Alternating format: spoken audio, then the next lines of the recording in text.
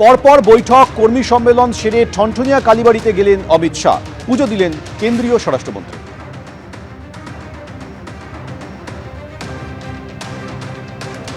আজ সারাদিন ধরে একের পর এক বৈঠক করেছেন কেন্দ্রীয় স্বরাষ্ট্রমন্ত্রী অমিত শাহ। হোম টাস্ক বেঁধে দিয়েছেন, আগামী 2 মাস একেবারে লড়তে হবে বলে দিয়ে গেছেন কেন্দ্রীয় স্বরাষ্ট্রমন্ত্রী। তারপর দিল্লি ফিরে যাওয়ার আগে ঠনঠনিয়া কালীবাড়িতে গেলেন অমিত শাহ।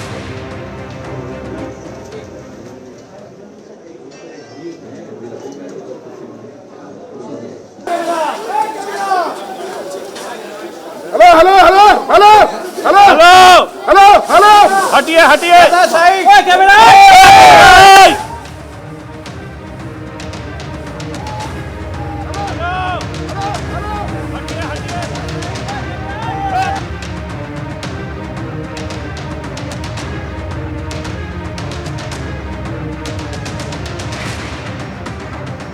আর কেন্দ্রীয় স্বরাষ্ট্রমন্ত্রী ঠিক যে রুট দিয়ে ঠনঠনিয়া কালীবাড়ি পৌঁছলেন সেই রুটেই আজ বিক্ষোভ দেখালো কংগ্রেস। কলেজ স্ট্রিটে কংগ্রেসকে অর্থাৎ বিক্ষোভকারীদের আটকে দেয় পুলিশ।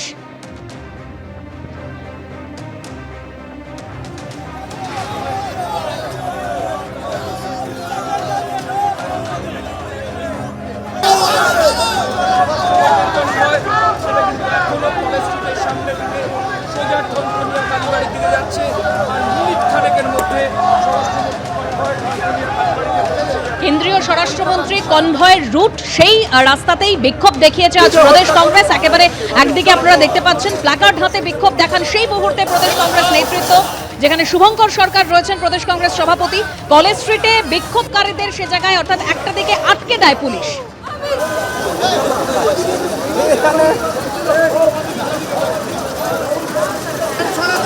স্বরাষ্ট্রমন্ত্রী যে লাইন অফ রুট, সেই লাইন অফ রুটের সামনে এইভাবেই সিনিয়র পুলিশ অফিসিয়ালসরা তারা দাঁড়িয়ে রয়েছেন এবং দাঁড়িয়ে তারা এই রাস্তায় অর্থাৎ এরই মাঝে আমি যে ছবি দেখাবো, দেখো স্বরাষ্ট্রমন্ত্রীর যে কনভয় সেটা কিন্তু কলেজ স্ট্রিট দিয়ে সোজা ঠনঠনিয়া কালীবাড়ির দিকে আসছে।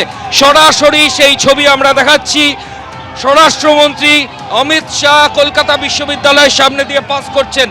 একদিকে গো ব্যাক স্লোগান এবং অন্যদিকে দেশের স্বরাষ্ট্রমন্ত্রী তিনি ঠনঠনিয়া কালীবাড়ির দিকে যাচ্ছেন। উজ্জ্বল ঘোষ আমাদের ক্যামেরা পার্সন সরাসরি ছবি দেখাচ্ছে। দেখো স্বরাষ্ট্রমন্ত্রীর কনভয় যাচ্ছে, তিনি বসে রয়েছেন কনভয়তে গাড়িতে এবং এরই মাঝে একদিকে যেমন স্বরাষ্ট্রমন্ত্রী পাস করছেন, ঠিক অন্যদিকে প্রদেশ কংগ্রেসের তরফ থেকে কিন্তু এইভাবেই বিক্ষোভ কর্মসূচি তারা চালাচ্ছে। একদিকে প্রদেশ কংগ্রেসের গো ব্যাক স্লোগান এবং অন্যদিকে দেশের স্বরাষ্ট্রমন্ত্রীর কনভয় সেটা কিন্তু এখনো কলেজ স্ট্রিটের সামনে থেকে সোজা ঠনঠনিয়া কালীবাড়ির দিকে যাচ্ছে। আর মিনিট খানেকের মধ্যে স্বরাষ্ট্রমন্ত্রীর কনভয় ঠনঠনিয়া কালীবাড়িতে পৌঁছে যাবে। কিন্তু কলকাতা বিশ্ববিদ্যালয়ের সামনে যে পরিকল্পনা প্রদেশ কংগ্রেসের তরফ থেকে ছিল যে তারা এখানে বিক্ষোভ করবেন, তারা কালো পতাকা দেখাবেন, পুলিশ আধিকারিকরা কিছুটা দূরে তাদেরকে আটকে দিয়েছেন। ফলত অমিত শাহর কনভয় সেটা কিন্তু কোনো বাধা ছাড়াই ঠনঠনিয়া কালীবাড়ির দিকে সোজা চলে গেল। প্রদেশ কংগ্রেসের তরফ থেকে আগুন জ্বালিয়ে বিক্ষোভ কর্মসূচি শুরু হয়েছে। প্রদেশ কংগ্রেসের তরফ থেকে আগুন জ্বালানো হয়েছে, গো ব্যাক স্লোগান দেওয়া হচ্ছে।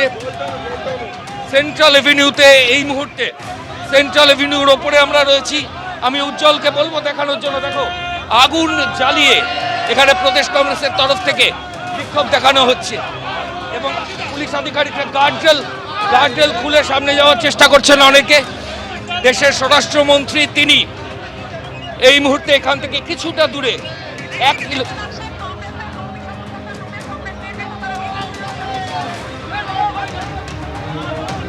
দেখুন, বাঙালিকে খুন করলে, বাংলা ভাষায় কথা বললে, তাদের উপরে অত্যাচার হলে এইভাবে রাস্তায় প্রতিবাদ হবে, কেউ রুখতে পারবে না। অমিত শাহ দেশের স্বরাষ্ট্রমন্ত্রী, হোম মিনিস্টার, একটাই তাকে প্রশ্ন যে জুয়েল রানা খুন হয় বিজেপি শাসিত রাজ্যে, আপনি হোম মিনিস্টার চুপচাপ বসে থাকেন। আপনি কি বাঙালি বিরোধী? আপনি কি বাংলা ভাষা বিরোধী? আমরা জানতে চাই। রবীন্দ্রনাথকে রবীন্দ্র স্যান্ডাল বলছেন, আপনি বাংলা বিরোধী? আমরা এটা জানতে চাই, তাই এই বিক্ষোভ। আরে তবেই তো বুঝবেন যে কংগ্রেস আছে, তবেই তো বুঝতে পারবেন যে আজকে আপনার অমিত শাহজি আজকে জানতে পারলেন যে পশ্চিমবঙ্গে এখনো কংগ্রেস বলে গুটি কয়েক প্রাণী আছে। এইসব করে নিজেদের অস্তিত্ব জাহির করে, এছাড়া আর কিছু না। ইচ্ছা নেমে পড়তো গাড়ি থেকে, তাহলে এরা আবার সেলফি তুলতে আসে, গো ব্যাক। আরে ওদেরকে যারা শূন্য হয়ে গেছে, যারা নিজেরাই ব্যাক করে গেছে, তারা আবার গো ব্যাক বলে কি? 50 বছর ধরে যারা ক্ষমতার বাইরে, প্রতিবার শূন্য শূন্য শূন্য, তারা গো ব্যাক করছে অমিত শাহ। এবিপি আনন্দ, এগিয়ে থাকে, এগিয়ে রাখে।